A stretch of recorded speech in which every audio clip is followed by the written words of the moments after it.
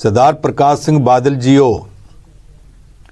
तुसीं जिथे बैठे होवोगे, जे तुसीं सुणदे हो तां, जे नहीं सुणदे तो तुहानूं कोई ना कोई दस्सेगा जरूर जिहड़ी गल मैं कहण लगा। तुहाडे बहुत नेड़ले मित्रां दी, तुहाडे सारी उम्र दे शुभ चिंतकां दी राय सी कि प्रकाश सिंह बादल नूं 90 साल तो वध दी उम्र विच आ चोण नहीं सी लड़नी चाहिदी। हुण तक दी कीती कतरी दे उत्ते खेह पा लई, की खट्टिया? फिर तुसां आख्या कि मैनूं पार्टी ने आख्या कि पार्टी की इज्जत का सवाल है, चोण लड़ो। लोकां ते उदों ही पता लग गया सी कि पार्टी की इज्जत भी खतरे विच है ते परिवार की इज्जत भी खतरे विच है। 94 साल पूरे कर चुका, 95 साल दे विच जांदा बापू जिन्हों दो जने मोढे का आसरा दिंदे आ, तीसरा उहदा हत्थ फड़ के तोड़दा है, गली गली घुमाउंदे पए आ, तरले कढ रहे कि उन्होंने वोटां दे दिओ। सरदार प्रकाश सिंह बादल जीओ, तुसी ओह बादल सी जिहड़े किसी वक्त अकाली दल दे विच सब तो वड्डी शख्सियत सी। उदों तुसी आख्या कहंदे करदे सो नेहरू गांधी खानदान नूं अपने पुत्तां धीआं तो वध कुछ दिसदा ही नहीं, ते तुसी इत्थे पहुंच गए कि तुसी ते तुहाडा परिवार ही सब कुछ हो गया, होर कुछ नहीं। नतीजा अज तुसां वेख्या की होया। अज दीआं चोणां दे विच प्रधानमंत्री नरेंद्र मोदी ते कहंदा मैं भारत दी राजनीति नूं कांग्रेस मुक्त करना है। अज दीआं चोणां 'च पंजाब दे लोकां ने पंजाब दी राजनीति नूं बादल मुक्त कर दिता है। बादल मुक्त। सरदार प्रकाश सिंह बादल जीओ, तुसी हार गए हो, तुहाडा पुत्र हार गया, तुहाडा भतीजा बठिंडे चों हार गया। क्यों हार गया मैं वो भी दसूँगा। तुहाडा दामाद पट्टी चों की उहदी हालत बनी पई है, जरा पता करवाओ। वेरके दे विचों अंमृतसर पूर्वी सीट जिहड़ी है तुहाडे पुत्र दा साला हार गया। ये सारे क्यों हार गए? जरा चेता ते करियो, तुसी ते तुहाडे साथी नेहरू गांधी खानदान दे उत्ते परिवार परस्ती दा, परिवारवाद दा दोष लाउंदे हुंदे सी। अज अपने साथियों नूं बिठा के पुछियो तां सही, जथादार तोता सियां जदों प्यो पुत्त दोवां नूं टिकटां दवा लईए वो परिवारवाद नहीं हुंदा। अज वो परिवारवाद धड़म करके धर्मकोट ते मोगे दे विच डिगा पिया।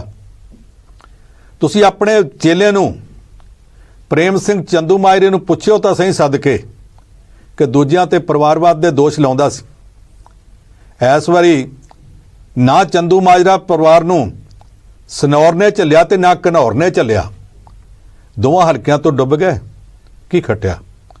किते टाइम मिलिया ते बीबी रजिंदर कौर पट्ठल पंजाब दी एक साबका मुख मंत्री आ, उन्होंने भी पुछ लियो कि लहरे की होया उस सीट ते, पंजाब दी साबका मुख मंत्री किहड़ी हालत नूं पहुंच गई ते बीबी दे दामाद दा की बणिया? पुछियो तां सही ये सारा कुछ क्यों वापरिया? सरदार प्रकाश सिंह बादल जीओ, अकाली दल अकाल पुरख दी फौज दे तौर दे उत्ते किस वक्त बनाया गया सी। उन्होंने बनाया सी जिहड़े गुरुद्वारियां नूं अंग्रेज दे टौटां तो महंतां तो आज़ाद कराउण वास्ते सिरां ते खफन बन के तुरे सन। तुहानूं ये पता है, तुसीं ते बीबी जगीर कौर ने विधान सभा च आख्या सी साडा लक्ष्मण सिंह जंड नाल साड़ के मारिया गया। गल ये सच्ची सी, लक्ष्मण सिंह बहुत वड्डा शहीद सी। ते अगों उठ के सुखजिंदर सिंह रंधावे ने आख्या तुसीं गल्लां ते दोवें करदे हो साडा लक्ष्मण सिंह, शहीद लक्ष्मण सिंह, पर तुसीं भी ते बीबी जगीर कौर भी ये दस दिओ लक्ष्मण सिंह दा पिंड किहड़ा सी। तुहानूं उस गुरुद्वारा सुधार लहर दे सब तो पहले शहीद दा पिंड दा नां ही नहीं सी पता, ते सुखजिंदर सिंह रंधावे नूं इस करके पता सी क्योंकि उस पिंड चों सी, धारोवाली चों। तुहानूं ते ओह भी पता नहीं सी। तुहानूं ते इह भी पता नहीं कि संत फतेह सिंह ते मास्टर तारा सिंह दे आपस विच मतभेद की सी। तुहानूं ते इह भी पता नहीं दर्शन सिंह फेरूमान ने जान दित्ती सी, शहीदी पाई सी, क्यों पाई सी। तुहानूं ये पता सी कि जे मैं अकाली दल का लीडर बनना तो अगों अपने पुत नूं मुख्य मंत्री बनाउणा, उहनूं कलगी लाउणी है। ਤੇ ਸਾਰਾ ਪੰਥ ਮੇਰੀ ਜੇਬ 'ਚ ਚਾਹੀਦਾ। ਸ਼੍ਰੋਮਣੀ ਗੁਰਦੁਆਰਾ ਪ੍ਰਬੰਧਕ ਕਮੇਟੀ ਮੇਰੀ ਜੇਬ 'ਚ ਚਾਹੀਦੀ ਹੈ। ਤਖਤਾਂ ਦੇ ਜਥੇਦਾਰ ਜਿਨ੍ਹਾਂ ਨੂੰ ਲੋਕੀ ਸਿੰਘ ਸਾਹਿਬ ਕਹਿ ਕੇ ਸਤਿਕਾਰ ਦਿੰਦੇ ਸੀ, ਤੁਹਾਨੂੰ ਇਹ ਸੀ ਕਿ ਜਥੇਦਾਰ ਨਹੀਂ ਚਾਹੀਦੇ, ਉੱਥੇ ਕਰਿੰਦੇ ਬਿਠਾਉਣੇ। ਉਹ ਕਰਿੰਦੇ ਬਿਠਾਉਣੇ ਆ ਜਿਹੜਾ ਮੇਰੀ ਕੋਠੀ 'ਚ ਤਿਆਰ ਕੀਤਾ ਪ੍ਰੈਸ ਨੋਟ ਲਿਜਾ ਕੇ, ਇੱਕ ਪਰਚਾ ਲਿਜਾ ਕੇ ਅਕਾਲ ਤਖਤ ਸਾਹਿਬ ਦੇ ਕੰਪਿਊਟਰ ਤੇ ਐਡਿਟ ਕਰਕੇ ਉਹਦੇ ਵਿੱਚੋਂ ਮਨਮਰਜ਼ੀ ਦਾ ਹੁਕਮਨਾਮਾ, ਤੁਹਾਡੀ ਮਰਜ਼ੀ ਦਾ ਹੁਕਮਨਾਮਾ ਬਣਾ ਕੇ ਸੰਗਤਾਂ ਅੱਗੇ ਪੇਸ਼ ਕਰ ਦੇਣ। ਤੇ ਜੇ ਸੰਗਤਾਂ ਜਲੂਸ ਕੱਢਣ ਤੇ ਅਸੀਂ ਪਿਓ ਪੁੱਤ ਪਾਸੇ ਰਹਿ ਜਾਈਏ।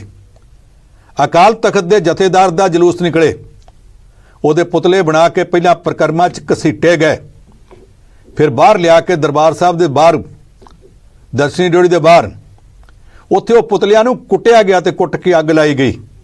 ਅੱਜ ਤੱਕ ਕਦੇ ਇਤਿਹਾਸ ਵਿੱਚ ਇਹ ਨਹੀਂ ਸੀ ਹੋਇਆ। ਇਹ ਉਦੋਂ ਹੋਇਆ ਜਦੋਂ ਤੁਸੀਂ ਕਰਵਾਇਆ।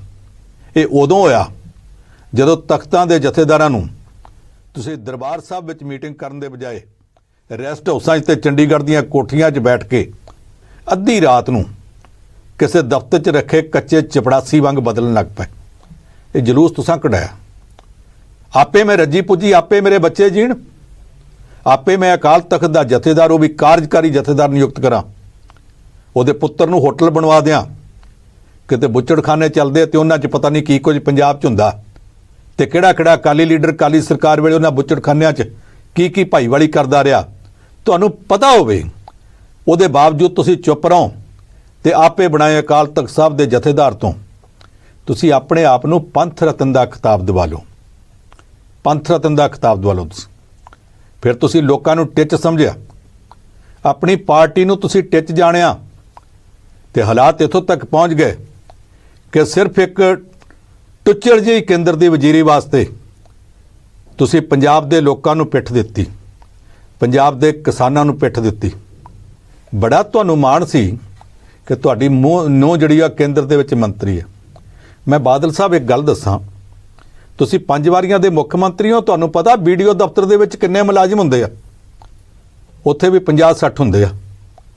ਜਿਹੜੀ ਵਜ਼ੀਰੀ ਬੀਬੀ ਜੀ ਨੂੰ ਮਿਲੀ ਸੀ ਕੇਂਦਰ ਦੀ, ਉਹਦੇ ਵਿੱਚ ਇੱਕ ਸੈਕਟਰੀ, ਇੱਕ ਜੁਆਇੰਟ ਸੈਕਟਰੀ, ਇੱਕ ਡਿਪਟੀ ਸੈਕਟਰੀ ਪਾ ਕੇ ਸੇਵਾਦਾਰ ਸਮੇਤ 35 ਮੁਲਾਜ਼ਮ ਸਨ। ਉਸ 35 ਬੰਦਿਆਂ ਦੀ ਪਲਟਣ ਦੀ ਵਜ਼ੀਰੀ ਵਾਸਤੇ ਤੁਸੀਂ ਇੱਥੋਂ ਤੱਕ ਚਲੇ ਗਏ ਕਿ ਕੇਂਦਰ ਦੇ ਬਣਾਏ 3 ਖੇਤੀ ਕਾਨੂੰਨਾਂ ਦੀ ਹਮਾਇਤ ਵਿੱਚ ਤੁਸੀਂ ਫੇਸਬੁੱਕ ਦੇ ਉੱਤੇ ਤਕਰੀਰ ਕੀਤੀ ਕਿ ਕਾਨੂੰਨ ਬੜੇ ਵਧੀਆ ਤੇ ਪੰਜਾਬ ਦੇ ਕਿਸਾਨਾਂ ਨੂੰ ਗੁੰਮਰਾਹ ਕੀਤਾ ਜਾ ਰਿਹਾ। ਤੁਹਾਡੀ ਉਸ ਤਕਰੀਰ ਤੋਂ ਚੌਥੇ ਦਿਨ ਤੱਕ ਇੰਨਾ ਪ੍ਰੈਸ਼ਰ ਬਣ ਗਿਆ ਕਿ ਤੁਹਾਡੀ ਪਾਰਟੀ ਨੂੰ, ਤੁਹਾਡੇ ਪੁੱਤਰ ਨੂੰ ਇਹ ਕਹਿਣਾ ਪਿਆ ਕਾਨੂੰਨ ਗਲਤ ਨੇ। ਬੀਬੀ ਜੀ ਨੂੰ ਕੇਂਦਰ ਤੋਂ ਅਸਤੀਫਾ ਦੇਣਾ ਪਿਆ ਕਹਿ ਕੇ ਕਿ ਕਾਨੂੰਨ ਗਲਤ ਨੇ। ਤੁਹਾਡੇ ਕੋਲ ਅਕਾਲੀ ਦਲ ਦੇ 5-6 ਸੀਨੀਅਰ ਜਿਹੜੇ ਲੀਡਰ ਸਨ, ਉਹ ਇਕੱਠੇ ਹੋ ਕੇ ਗਏ। ਉਹਨਾਂ ਇਕੱਠੇ ਹੋ ਕੇ ਬੈਠ ਕੇ ਆਖਿਆ, ਬਾਦਲ ਸਾਹਿਬ ਬਹੁਤ ਗਲਤ ਹੋਇਆ। ਬਾਦਲ ਸਾਹਿਬ ਤੁਸੀਂ ਹੋਰ ਜੋ ਮਰਜ਼ੀ ਸੀ, ਪਾਰਟੀ ਤੋਂ ਗਲਤੀ ਹੋਈ ਸੀ, ਹੋ ਜਾਂਦੀ। ਘੱਟੋ ਘੱਟ ਤੁਸੀਂ ਤਾਂ ਫੇਸਬੁੱਕ ਦੇ ਉੱਤੇ ਨਾ ਆਉਂਦੇ, ਤੁਸੀਂ ਤਾਂ ਇਹਨਾਂ 3 ਕਾਨੂੰਨਾਂ ਦੀ ਹਮਾਇਤ ਨਾ ਕਰਦੇ। ਬਾਦਲ ਸਾਹਿਬ ਉਹ ਜਿਹੜੇ ਲੀਡਰ ਤੁਹਾਡੇ ਕੋਲ ਗਏ ਸਨ ਮਿਲਣ, ਉਹਨਾਂ ਵਿੱਚੋਂ 2-3 ਜਣਾਂ ਨੇ ਮੈਨੂੰ ਵੀ ਇਹ ਗੱਲ ਦੱਸੀ ਹੈ ਕਿ ਬਾਦਲ ਸਾਹਿਬ ਬੋਲੇ ਨਹੀਂ, ਜ਼ਮੀਨ ਤੇ ਨੀਵੀਂ ਪਾ ਕੇ ਪੈਰ ਦੇ ਅੰਗੂਠੇ ਨਾਲ ਜ਼ਮੀਨ ਤੇ ਲਕੀਰਾਂ ਵਾਹੁੰਦੇ ਰਹੇ। ਉਹਨਾਂ ਦੋਹਰੀ ਵਾਰ ਪੁੱਛਿਆ, ਬਾਦਲ ਸਾਹਿਬ ਇਹ ਕਿਉਂ ਤੁਸੀਂ ਕਰਤਾ? ਪਾਰਟੀ ਕਸੂਤੀ ਫਸ ਗਈ ਹੈ, ਅਸੀਂ ਤੇ ਤੁਹਾਡੇ ਤੋਂ ਰੋਸ਼ਨੀ ਲੈਂਦੇ ਸਾਂ। ਤੁਸੀਂ ਬਾਦਲ ਸਾਹਿਬ ਫਿਰ ਪੈਰ ਦੇ ਅੰਗੂਠੇ ਨਾਲ ਲਕੀਰਾਂ ਵਾਹੁੰਦੇ ਰਹੇ। ਬਾਦਲ ਸਾਹਿਬ ਉਹਨਾਂ ਤੀਸਰੀ ਵਾਰ ਤੁਹਾਨੂੰ ਪੁੱਛਿਆ, ਤੁਸੀਂ ਫੇਰ ਨਹੀਂ ਬੋਲੇ। ਕੋਲ ਬੈਠੀ ਬੀਬੀ ਹਰਸਿਮਰਤ ਕੌਰ ਬਾਦਲ ਨੇ ਆਖਿਆ, ਪਾਪਾ ਦਾ ਕਸੂਰ ਨਹੀਂ, ਅਸਲ ਵਿੱਚ ਮੈਂ ਹੀ ਪ੍ਰੈਸ਼ਰ ਪਾ ਕੇ ਉਹਨਾਂ ਤੋਂ ਇਹ ਗੱਲ ਲਿਖਵਾਈ ਸੀ। ਤੁਸੀਂ ਉਹਦੇ ਵੱਲ ਵੇਖਿਆ, ਚੁੱਪ ਕਰ ਗਏ, ਫਿਰ ਵੀ ਤੁਸੀਂ ਬੋਲ ਨਹੀਂ ਸੀ। ਤੁਸੀਂ ਪਰਿਵਾਰ ਵਿੱਚ ਬੋਲਣ ਜੋਗੇ ਨਹੀਂ, ਉੱਥੇ ਤੁਸੀਂ ਬੋਲੇ ਨਹੀਂ। ਬਾਹਰ ਤੁਸੀਂ ਜਾ ਕੇ ਕਹਿੰਦੇ ਹੋ ਕਿ ਪਾਰਟੀ ਦੀ ਇੱਜ਼ਤ ਖਤਰੇ ਵਿੱਚ ਹੈ, ਇਸ ਕਰਕੇ ਇਸ ਉਮਰ ਵਿੱਚ ਵੀ ਮੈਂ ਜਾ ਕੇ ਚੋਣਾਂ ਲੜਦਾ ਪਿਆ। ਤੁਹਾਨੂੰ ਪਤਾ ਨਹੀਂ ਕਿ ਤੁਹਾਡੀ ਇਸ ਜਿਹੜੀ ਪ੍ਰਕਿਰਿਆ ਸੀ, ਜਿਹੜਾ ਤੁਹਾਡਾ ਵਿਹਾਰ ਸੀ, ਜਿਹੜੀ ਤੁਹਾਡੀ ਇਹ ਨੀਤੀ ਸੀ, ਉਹਨੇ ਤੁਹਾਨੂੰ ਕਿੱਥੇ ਪਹੁੰਚਾਤਾ, ਤੁਹਾਡੇ ਪਰਿਵਾਰ ਨੂੰ ਕਿੱਥੇ ਪਹੁੰਚਾਤਾ, ਤੁਹਾਡੀ ਪਾਰਟੀ ਨੂੰ ਕਿੱਥੇ ਪਹੁੰਚਾਤਾ। ਆ ਗੋਬਿੰਦ ਸਿੰਘ ਲੌਂਗੋਵਾਲ ਨੂੰ ਪੁੱਛੋ, ਜਿਹੜੀ ਸੀਟ ਤੇ ਖੜਾ ਸੀ, ਸ਼੍ਰੋਮਣੀ ਗੁਰਦੁਆਰਾ ਪ੍ਰਬੰਧਕ ਕਮੇਟੀ ਦਾ ਸਾਬਕਾ ਪ੍ਰਧਾਨ, ਉਹਨੂੰ ਪੁੱਛੋ ਤਾਂ ਸਹੀ ਕਿੰਨੀਆਂ ਵੋਟਾਂ ਪਈਆਂ ਨੇ ਉਹ ਸੀਟ ਦੇ ਉੱਤੇ, ਜਿੰਨੀ ਬੇਇੱਜ਼ਤੀ ਹੋਈ ਇੱਕ ਸਿੱਧ ਹੋਣੀ ਆ। ਸ਼੍ਰੋਮਣੀ ਗੁਰਦੁਆਰਾ ਪ੍ਰਬੰਧਕ ਕਮੇਟੀ ਦਾ ਪ੍ਰਧਾਨ ਬੜੀ ਬੁਰੀ ਤਰ੍ਹਾਂ ਹਾਰਿਆ।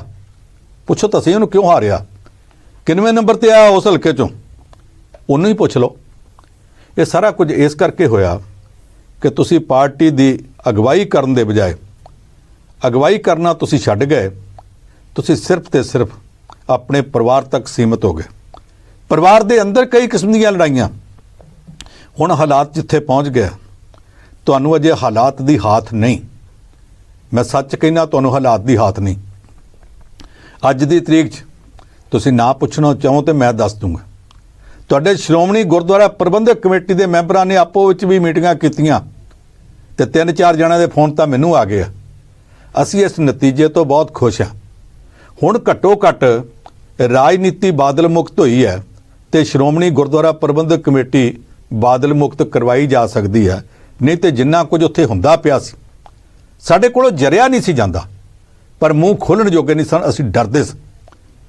ਤੁਹਾਨੂੰ ਇਹ ਪਤਾ ਹੈ ਕਿ ਬਰਗਾੜੀ 'ਚ ਕੀ ਕੁਛ ਹੋਇਆ ਸੀ ਤੇ ਕਿੰਨਾ ਕੀਤਾ ਸੀ। ਤੁਹਾਨੂੰ ਇਹ ਪਤਾ ਹੈ ਕਿ ਉਹਨਾਂ ਦੇ ਪਰਦੇ ਢੱਕਣ ਵਾਸਤੇ ਬਹਿਬਲ ਕਲਾਂ ਤੇ ਕੋਟਕਪੂਰੇ 'ਚ ਗੋਲੀ ਅੱਧੀ ਰਾਤ ਨੂੰ ਫੈਸਲਾ ਕਰਕੇ ਕਿਹਨੇ ਚਲਵਾਈ, ਕਿਉਂ ਚਲਵਾਈ ਸੀ। ਤੁਸੀਂ ਚੁੱਪ ਕੀਤੇ ਰਹੇ।